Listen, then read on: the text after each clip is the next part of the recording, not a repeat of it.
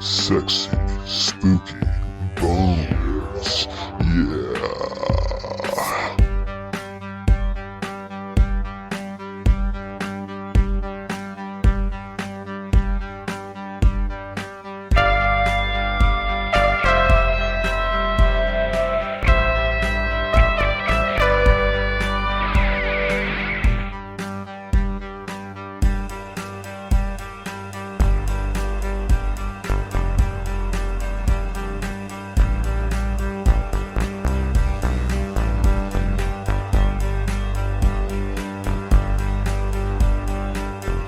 Hello and welcome to the Skeleton Boys, a horror movie podcast. I am Rolando. I'm Johnny.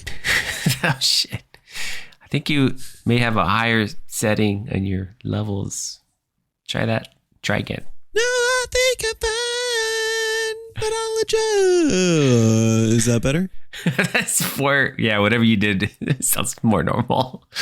Oh, cool. I slowed down the recording dramatically. And welcome to the show. This week we are reviewing You'll Never Find Me.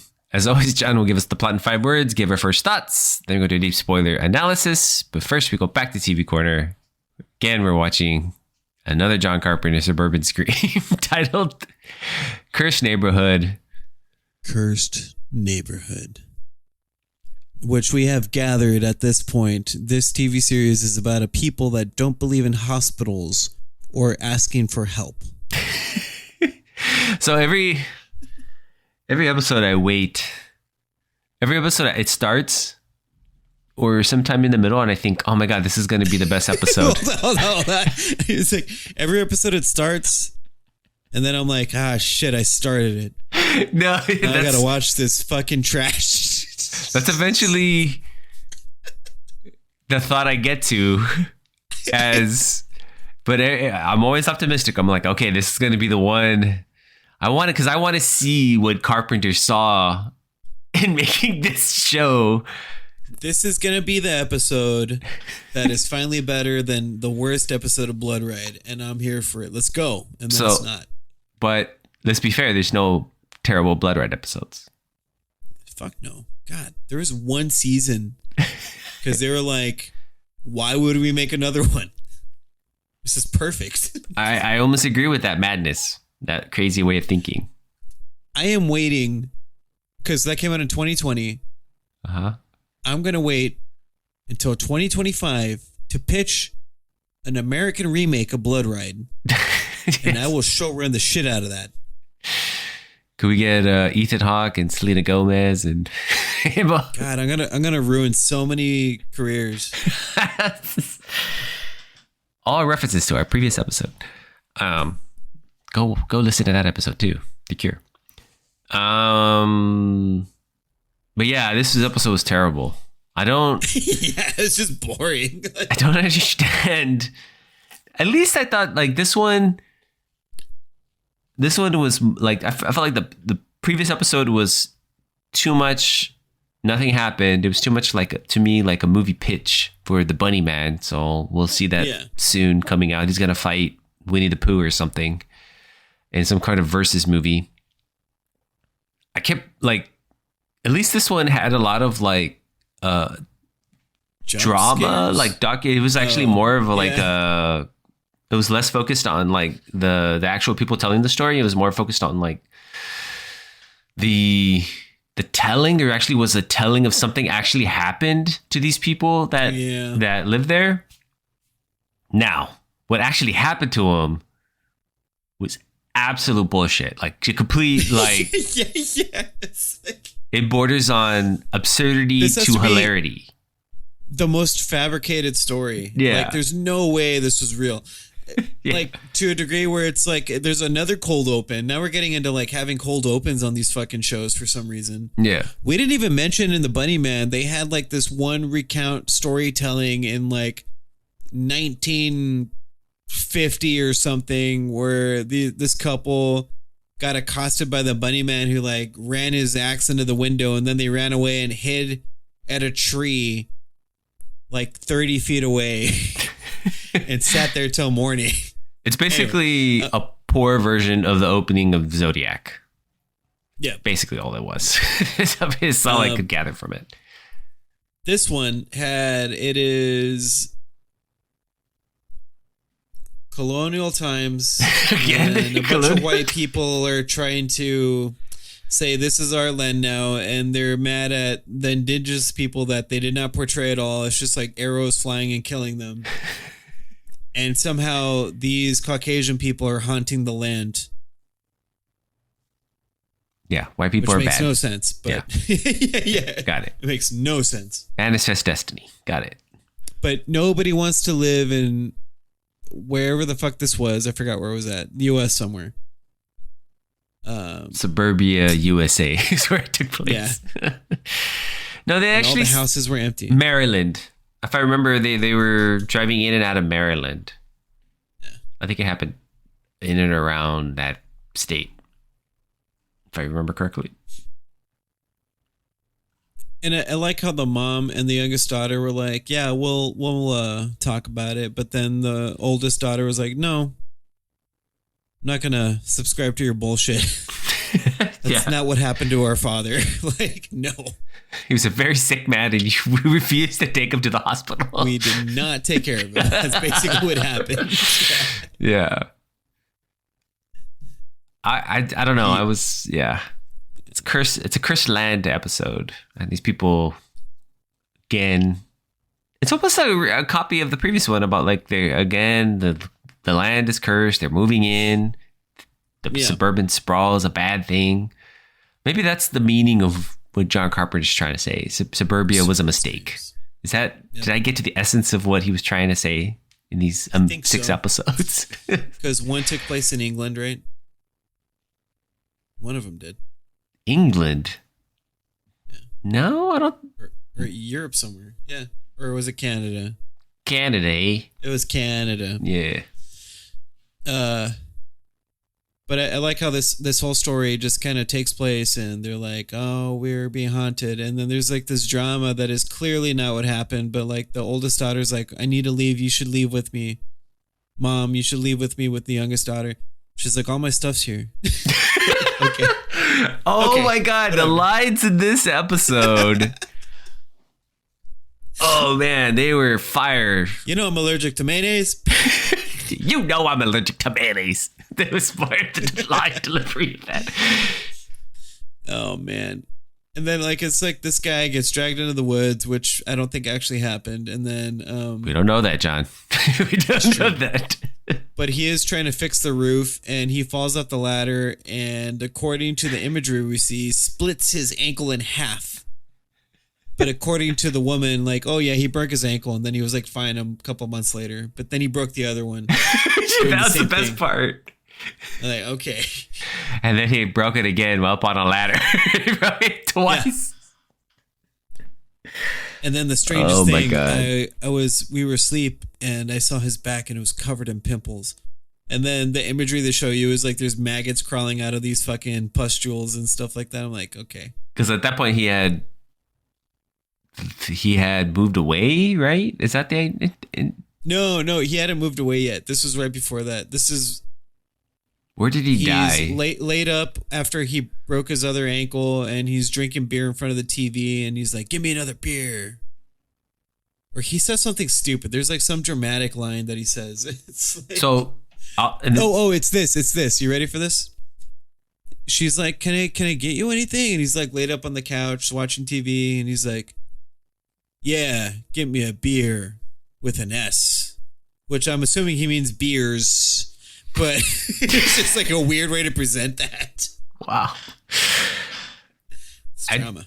I just like that they show this really, like you said, pimply dead body with maggots coming out of it. Yeah. And they cut to the wife, very serious. She's face has been crying. You can tell. She's like, the doctors say it was cardiac arrest. But I think the land, I think the land killed him. It was the neighborhood. Jesus Christ, dude. I felt really bad for this woman. She clearly did not wanted to believe all these supernatural things were happening to her. I feel bad because, she's just her first home. And she seemed to have a very meet cute story meeting her husband, father of her children. But it's also really funny because I'm sure people will be like, well, she got a payday out of it. I'm like, I don't think people understand. These guys don't get paid that much at all. Right, yeah. I mean, here's $100 for your troubles. Thank you. If that. Yeah, that's the neighborhood. I don't know what else to say. Like, it's just randomly these same 2 or 3 colonial actors that came out at the cold open pop up randomly. Yeah. Well, every Suburban Scream episode, I go in with optimism, like I said, but each one proves to be the worst episode. So we have so far one left. What is the title of it? Like, what are we getting? What are we getting ourselves into next week? It's the best one, I'm sure. Phone Stalker. Okay. Oh, John Carpenter actually directed this episode. Oh, you see, every episode I'm reeled back in. Shit. Once I'm cast out of this episode, John Carpenter finds a way to reel me in. I'm ready for this next episode. It's going to be the best one. Watch, John. Just watch. I'm ready for it. Carpenter directing.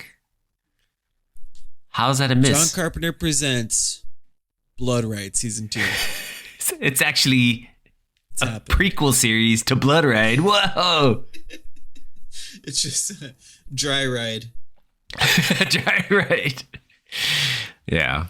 I'm interested in the next episode. I can't wait. Excited. Which is unfortunate. We can't talk too much more about this episode. We basically covered the entire episode, and that's how boring. And we hit the high points. I think there's nothing else much to gather from it. Other than they like the mother finally grabbed her daughter, took off, never looked back, and moved to the UK. Oh yeah, that was a weird. Like, hey, your husband's dead, and she's like, I'm moving to the UK now. Maybe work took her there. What do you think she does? I don't know. Let's just take some wild guesses. Hopefully she's not a physician, right? A dentist? Is that a bad English joke? Yes. She brought dentistry to England, I think is her claim to fame. Yeah. What other terrible cliche jokes could we make? Well, about English people. There's some sort of England colonizing Maryland or something joke there somewhere. I'm sure our history buffs that love listening to us will tell us. All history buffs love the Skeleton Boys. So yeah, that is a fact. That is a true fact. So does Thumposaurus because they saw the T-shirt that I donned for the concert. Oh yeah, that's right. Hey, have you worn your shirt out? What shirt did you get, by the way? Was it the man walking funnily? No, I think I got the same one you got. Oh, with the animals or whatever. With the yeah, I think so. Yeah, I haven't washed it yet. I like to wash these shirts before I wear them. I've already worn it out. I'm very bad about that. I just don't want it. Yeah. Yeah. That's John Carpenter's. It's okay. You want to move on? Okay, I get the hints, John. Alrighty. No. We can talk about So you don't wash your clothes, even though we've all seen that one NCIS episode where the kid died, and then they're like, well, we can't figure out who murdered him. And it was actually the dye of the pants. You're supposed to wash your pants before you wear them. He was allergic and died. Wow. Based on a true story, one isolated incident, but, don't be the second. Is it NCIS like the Navy one? Yeah. It's the one that Jag was the original show, and then and then they did the NCIS series. Yeah, interesting. Mark Hamill, like the dude that's supposed to be the handsome guy. I forgot his name. You know what I'm talking about? The white guy. The Mark Hamill. No, is it Mark Hamill? What? Is that his name? Summer Vacation or Summer School? Oh no, not that guy. The other guy, the guy that's supposed to be the younger guy. The younger handsome dude. You know, they always have like one buff handsome dude. Yeah. So this guy is in NCIS and has been on the show the entire time, but he was also one of the main people on Jag. Off. Yeah. So yeah, exactly. Oh, and Jag off. That guy. Is that show still on? No, right? Jag? Off. No. It once they finished that show, after like 4 or 5 seasons, then they made NCIS, which is the same characters. I think Jag ran like 12 seasons. It ran for fucking a long time. For most of my life, they've made Jag episodes, I think. I'm sure you're thinking about Wings. I'm pretty sure you're thinking about Oh, Wings. I love Wings. Okay, so it was on for 10 years. Yeah. Well, okay, I exaggerated. It's not most of my life. It was on from 95 to 2005. Okay. That makes sense. And then NCIS took over. Which is kind of, NCIS is more of just like a spin on, I don't know why I'm explaining this to people, but it's more of just like a show like NCIS, CIS. You're never on a boat, let's put it that way. On Jag, you were always on a boat. CSI was actually the one I was trying to remember. It's kind of like that, NCIS, right? It's kind of like... Yes, yeah, exactly. Pretty much exactly like the same thing. Just not in Vegas. Not in Vegas or Miami. Or Miami, yeah. Or Los Angeles. Or New Orleans. Right, New York? I think it's New Orleans. New Orleans, yeah. Scott Bakula or whatever. He took over. NCIS happened near a boat. But we're never on the boat. Can you imagine having to come up with creative ways to always like murder somebody near or around a body of water so it could be an NCIS show? Oh man, that's because like the Jag episodes actually had some sort of like realistic quality to them. Like one of them was about some guy died because his heart stopped while he was working. Mm-hmm. And then you find out it's because he was basically doing like some sort of meth pill form. Mm-hmm. So he could like push harder and harder and continue to work. And then you find out the guy that was in charge of that squad was peddling these drugs so he would have the best squad. Yeah, it sounds like my job. No, I'm just kidding. Yeah. Sounds like get all those free drugs from all the packages you got to throw away. And like, well, it's free drugs. Yeah. No. I shouldn't say that about my job. But it might be true. But alrighty. Let's move over to our main review of You'll Never Find Me. You'll never find me. Right? That's the way they say it throughout the movie. I'm just kidding. Yeah. They never say they're not once or any of those words uttered throughout the entire film. It's kind of like what is it? The famous Brittany Murphy, the legendary Brittany Murphy show, I'll Never Tell. Oh, yeah. And I'll Never Tell. That's why I think that movie became popular. I mean, besides for the fact that, Brittany Murphy is one of the most like legendary actresses who did amazing work of her time, and it's unfortunately missed now. But yeah, she that was like the whole premise of the trailer of this Michael Douglas thriller they made together. She kind of did like this funny like I'll never tell and stuff like that. And Michael Douglas is trying to solve a murder or something, but she knows who murdered the person but won't tell anybody. Yeah, and Michael Douglas is like, damn it, that's the exact opposite of what I want. This is not helping me at all. It made $1 million. It was $100 million movie. Yeah. It was such a simpler time back then. Dude, you could just make movies about anything. I just want to bring up real quick, I think we should mention, kind of like Brittany Murphy, gone too soon, Chance Perdomo, who was really making waves in a lot of shows that we like, passed away recently. Oh, yeah, he did. Yeah. R.I.P. Yesterday, actually. Yeah, yesterday, R.I.P. Motorcycle accident. Which is very, very sad. He was young. I think the last thing he did was Gen V, right? A good show. Yeah. Pretty good show. So. I'm assuming he filmed part of season 2? Yeah, or The Boys. He's part of The Boys? I want to say, because they were supposed to be a big part of the new show. Did he? Yeah, he lived at the end of the Gen V, right? I think. I think so. I don't think he died. But R.I.P. so let's go back to our really titillating film. The tits are hard on this movie, John, as John so perfectly said. You'll never find me. John, do you want to give us a plot in 5 words? Johnny. 5 word plot summary.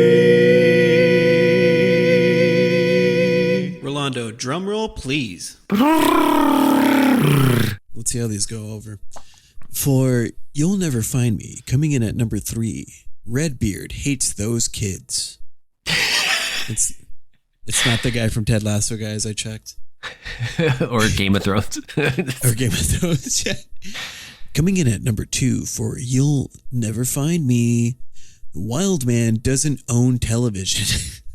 That was the crime of the yeah. I was like, whoa. Don't trust this guy.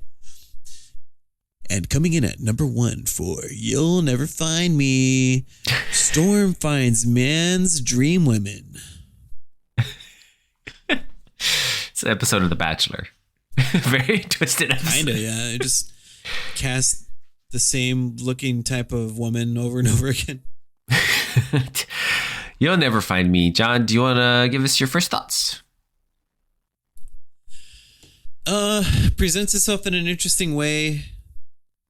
I think around the 20-minute mark, I was like, it's not going to keep doing this repetitive nature of like, who's lying, who's not, who did it, who didn't.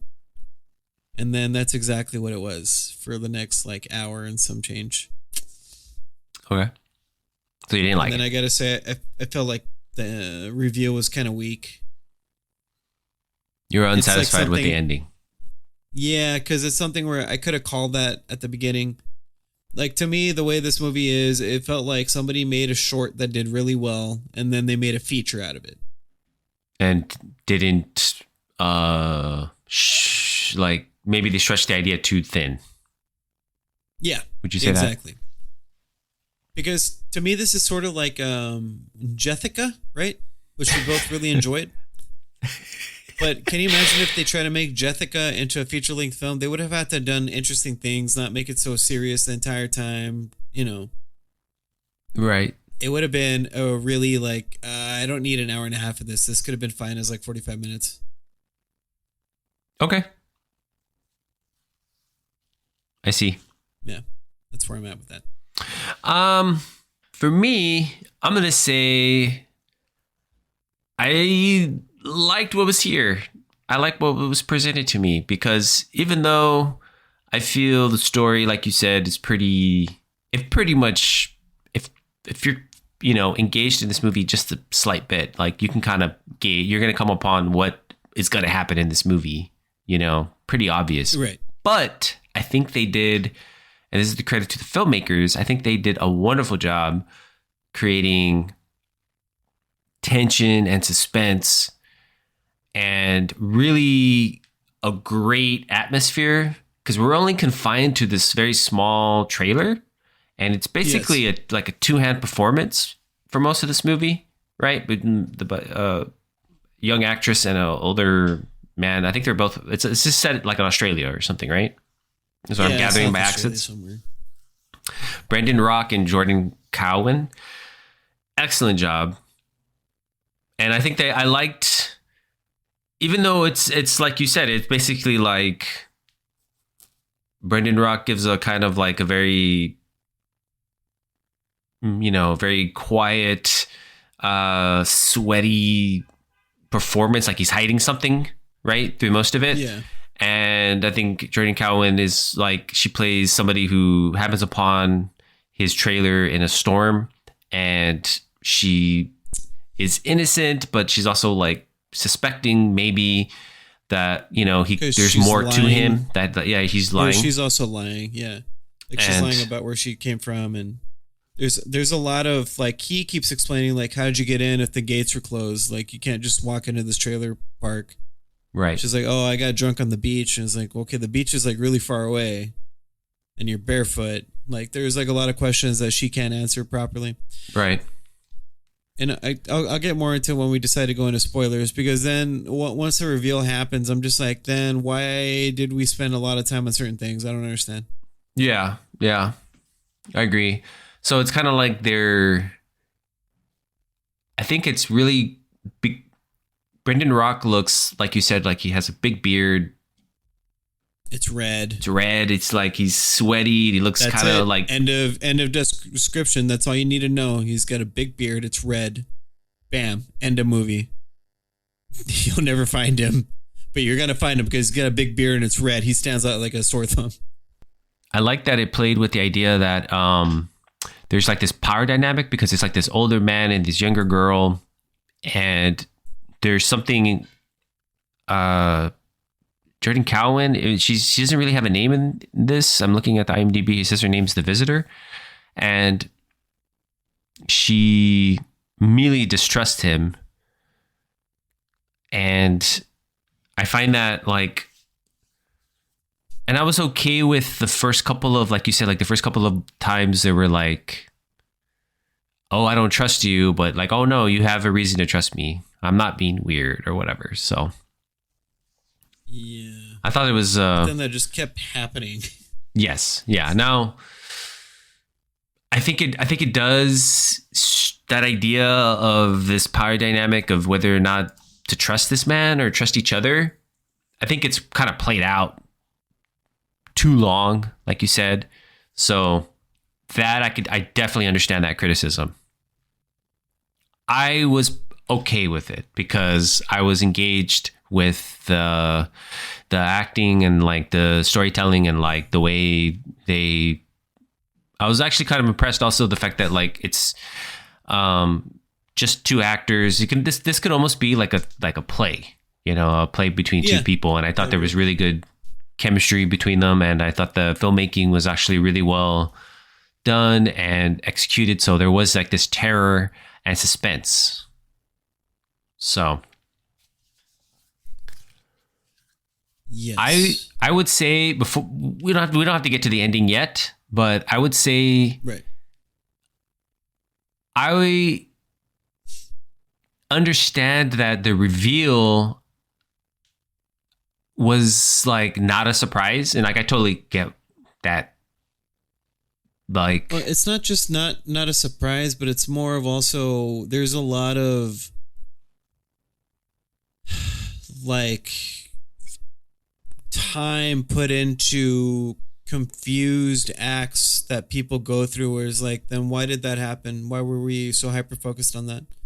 Like there's a lot of things that need to be revealed, like, oh, the earring, or oh, like you look familiar, and I'm like, okay. Kind of like false alarms, right? Like kind of like not false alarms, like red herrings. Yeah, like, there you go. Yeah. Well, not even that. Like it's just too many, trying to tease like there's gonna be a twist or whatever.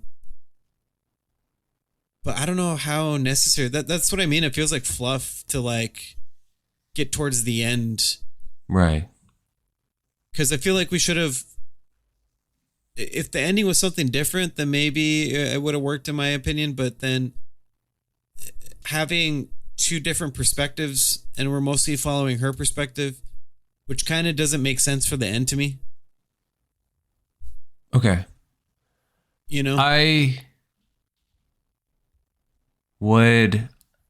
I don't disagree with you. The only thing I would make an argument that I would put, let's see, how can I say this without like spoiling it before we get into spoilers? Did you find the filmmaking effective? Would be my question to you. Like what it was trying to convey. That's the argument I would ask.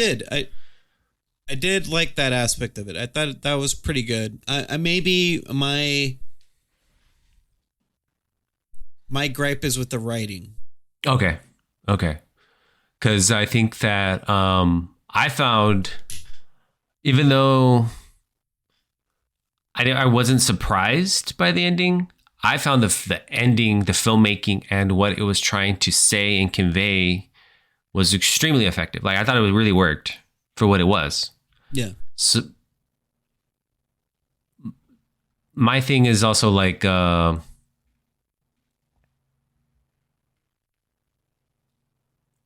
don't want to. I think I find what I'm trying to say is like I think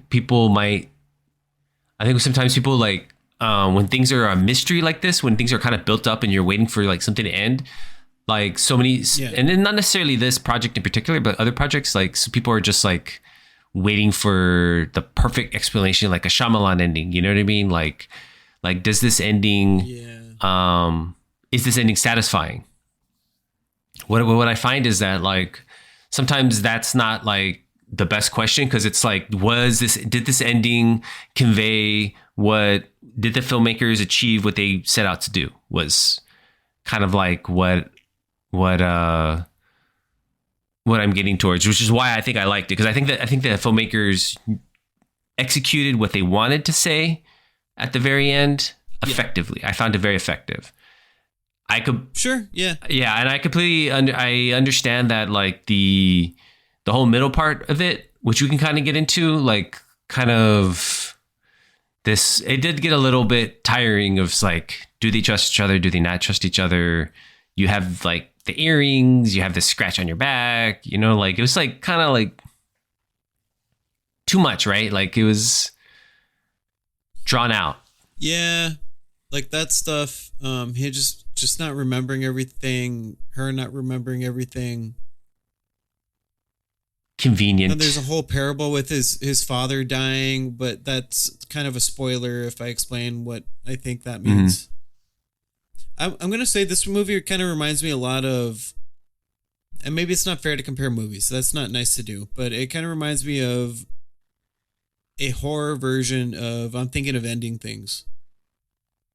Oh, yeah. Jesse Plemons. Charlie Kaufman. Yeah, Jessica Buckley. Yes. Yeah. And that movie is like, I think, excellent. And the reveal at the end is really nice, but mostly because you're only following her perspective. Right? Right. Mm-hmm. And I guess I can't explain what happens at the end of that without spoiling. No, I'll spoil it. It's fine. So her realization that she's going through like a purgatory thing, to me would have made more sense for this character if she was like, oh, I didn't realize I was going through this. Now I can enact what I intend to do. But it just kind of seemed like the character was aware and was going through the whole range of emotions again. Almost like this guy is having trials and tribulations. So the one thing I'll give it, which is kind of giving it a little bit of grace, I kind of dig the idea that this guy committed suicide at the beginning of the movie, and this is his trials and tribulations. Okay. Like his... And he had the opportunity to amend himself, but he did not. Because I think that he drank what was potentially poison at the very beginning of the movie, and that sets off the series of events. Like all of a sudden there's an insane storm that came out of nowhere. Yes, that is true. Yeah. That is, yeah. Which is reminiscent of when his father died. And I don't know why I gathered that his father was kind of a shitty guy too. But that he talked about how he just lay there on the ground while the storm was going. And it was like an insane storm. And the power went out. And he was just lying there listening to the noises of his father's respirator going offline because the power went out and just dying. Right. Yeah. But so it's everything is very interpretive. Like a lot of this is like a big metaphor. Would you say that? Yeah, I think so. Yeah, I agree with that. Because clearly none of these people were ever there. It was just him. Should we get into spoilers? Yeah, probably. Wait! No, stop talking, guys. Stop the podcast. Please stop the podcast. Because we're about to go into spoilers. We're in spoilers. Why don't you just continue that thought? So I think he had intentionally killed himself the same way he had killed potentially several women by poisoning them,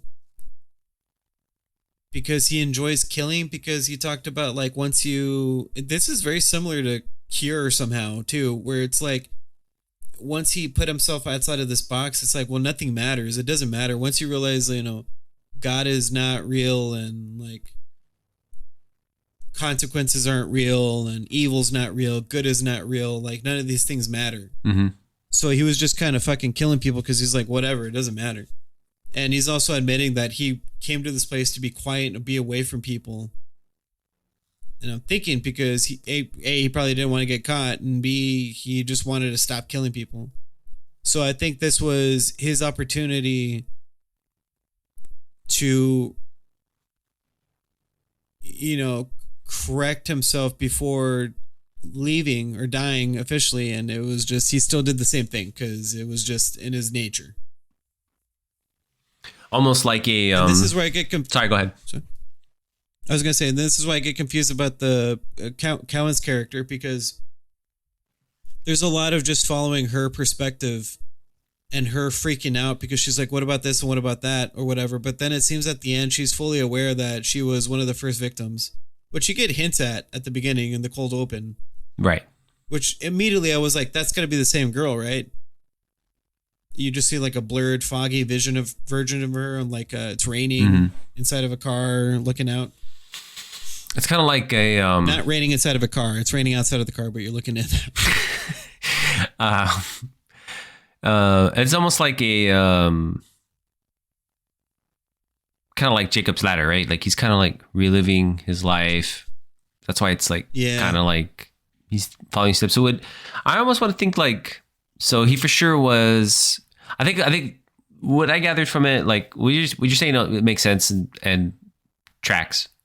My one thing I'll probably add is that like I thought a lot of this movie was like, especially the last bits of it is like it's all going through his head, right? Like he's like having a trip or whatever, because he did take like a vial, and once he took the vial of whatever he said it was, some sort of like date raping drug, right? It was like GBH, I want to say, just like, or wait, something along those lines. GHB. I made some joke about it. I remember it was like growth hormone something, which I think is like a date raping drug, right? Is that like the inkling? I think so. I don't know. I mean, you don't have to know it, John. I'm just. No, I mean, I honestly don't. I don't know what that is in particular. Okay. What was it? GHB. You know what? Let me put this in the private mode before I fucking look at it. Before the FBI comes banging on your door. Gamma hydroxybutyrate, which is a sedative that treats narcolepsy. Yeah. I was wrong. No, it's used as a party drug. Party drug. Okay. GHB. So the fact that he, sure. So he does take it. So this is like his sort of him taking it. This is like his trip through his own mind, half conscious sleep, and him sort of revealing what's really going on inside of him, right? Like that he did all these murders and stuff of these women. We can assume a lot of women. Which that's what it felt like at the end, because there was a lot of bodies draped in different things. Dead bodies too. In different rooms. So he does explain this drug. He said within the first, what was it? Like 5 minutes or 20 minutes, you get kind of loopy and relaxed with 3 milligrams of it or so. He gives specific numbers. He did, like 6 milligrams. This like your body shuts down and you die. And he was like, I give you 8 milligrams. So you got to assume that he drank 8 milligrams too.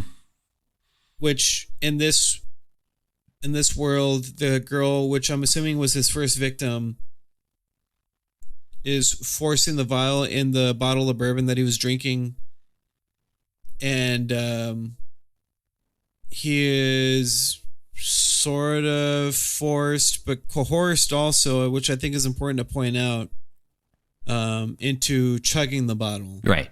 Mm-hmm. Yeah. And then at the end, the storm never happened, I'm assuming. And you get a bunch of clatter outside, and he runs outside and he sees that there are actually kids that were fucking with him. Right. Yeah. That woke him up from whatever. It didn't kill him. It didn't actually kill him. Yeah.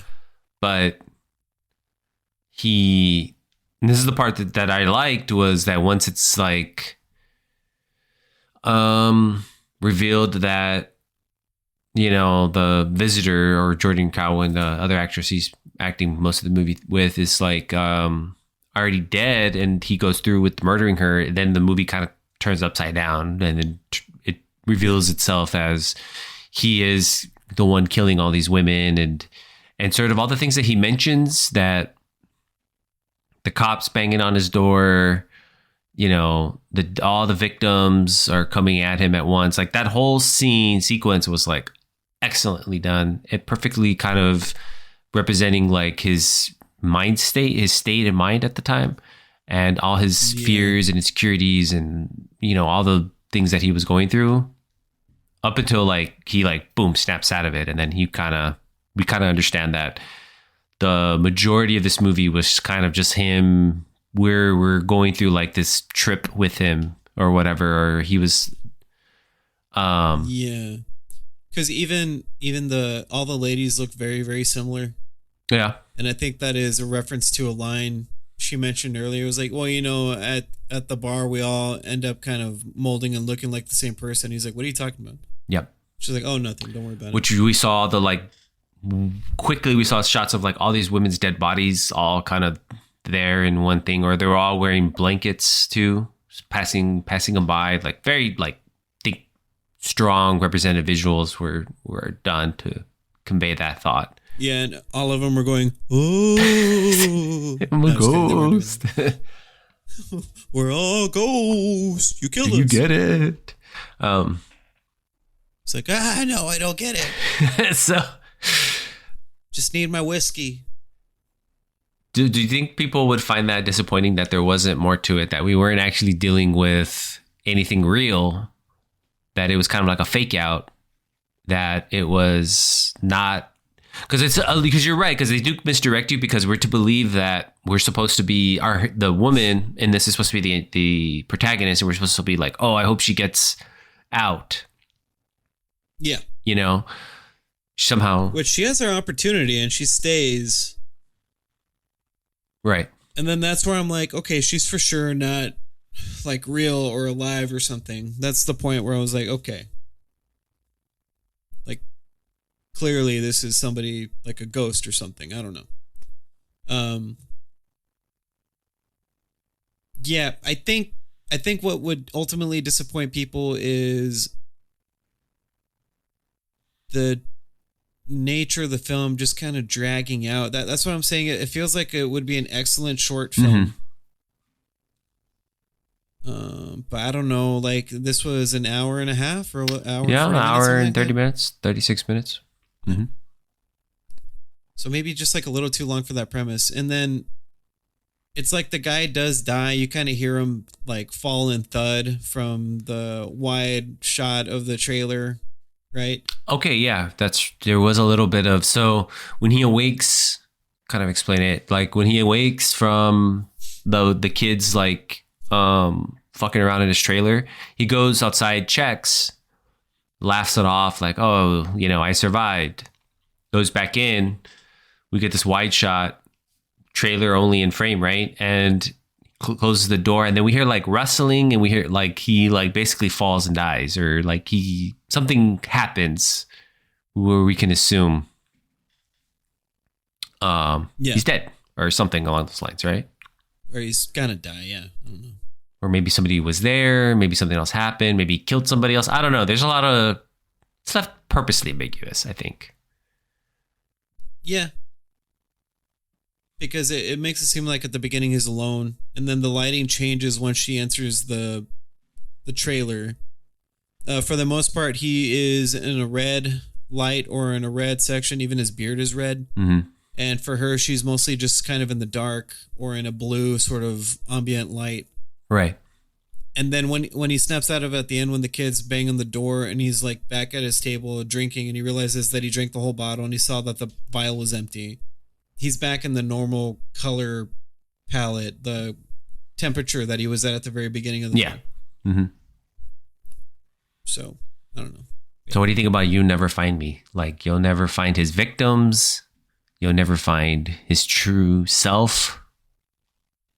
I think it's more of like you're just not going to find him. Yeah. Because because he clearly nobody ever found him, and it took a bunch of ghosts and or his deciding to kill himself to get his comeuppance. Yeah, a lot of people were comparing it to, it's kind of like The Raven, right? Like he gets a visitor in a rainstorm. Yeah. Which I thought was that's a good way to describe the beginning of this movie. Verna? No, just kidding. Yeah, I agree. I think like the mystery aspect of it, like again, I'll like wasn't the thing that I think the filmmakers were trying to say. I think they wanted to like get to the end, right? They wanted to show you like all these other things, like who he is, and then kind of lace those cues throughout the movie and stuff, which I found really effective. But yes, I think what's disappointing is that like you kind of want to see this young woman escape, right? You kind of are like rooting for her to somehow get through, even though. So it's like kind of like a fake out. So like if you're, I feel like if you're invested at all in the young woman getting out, and then you have like this other like turn on head moment, you know, I think that could be incredibly disappointing because it's like, oh, it's just this. It's not anything more. I think, one of two ways. Either you're going to be like, oh, hell yeah. or it's going to be like, oh, well, okay. Like, why do we spend so much time feeling for her and her paranoia if there was nothing to worry about the entire time? Yeah. That aspect of it could be divisive, I think, for the filmmakers. But I think what I like is that the filmmakers had set out to say something, and I feel like they executed what they were trying to say, which is, I think, sometimes the hardest part, because filmmaking is hard. so I don't know. You should probably tell that to you, Bull. I don't think he understands. No, he has to figure it out, bro. He has it all down. Just travel to different countries and just film whatever the fuck take people's money. Yeah. Alrighty. Do you have any other thoughts? No. All good on my end. Alrighty. John, how many sexy spooky bones do you want to give it? How many sexy spooky bones will you give it? Sexy bones. Ooh, sexy bones. We're on the journey. Show us your sexy spooky bones. No, wait, don't do that. Just rate the movie. I'm going to give You'll Never Find Me. Fuck, I don't know. 5.5 sexy spooky That is so bones. low. I'm surprised. You didn't get much enjoyment out of it? Not to critique your rating. That's you. You know what's funny is like I was able to really lock in and watch this movie more than I was able to lock in Cure, and I really enjoyed Cure a lot more. I just, again, I think like if it was a short film, I'd be like, oh, that was pretty good. That was fun. Yeah. But it felt like another one of the victim of like, oh, we're going to give you a lot of money to flesh out your short film. Mm-hmm. And instead of trying to write something, they just wrote around what they already had. Yeah. I think that it's I really enjoyed. I'm gonna give it a 7. I liked it because I feel like, again, like I feel like what the filmmakers set out to do, I think they accomplished. Even though I think that they were wearing thin this whole idea of why would this young woman stay with this very creepy man in a rainstorm, you know? Doesn't like the idea of it. I think they stretched it as far as they could into what I believe is unbelievability, right? But I thought the other stuff that they were trying to say with the movie, I think worked for me. And I think they're interesting filmmakers. It's like a duo, Josiah Allen and Indiana Bell, I think, wrote it. Yes. And there's like a male directing team there. So interesting. I think it's an interesting movie. I don't think they've done anything else. I don't know if that's true. I'm just assuming. Shorts. They did a bunch of shorts. Shorts. Is one of them called You'll Never Find Me? Yes. No, I'm kidding. No, this is their first feature. And I think it shows, right? But I think there's also something interesting here, especially if they continue to make horror movies. So I'll give them props for that. Cool. All right, guys, gals, non-binary pals. Thank you for listening. And as always, stay spooky.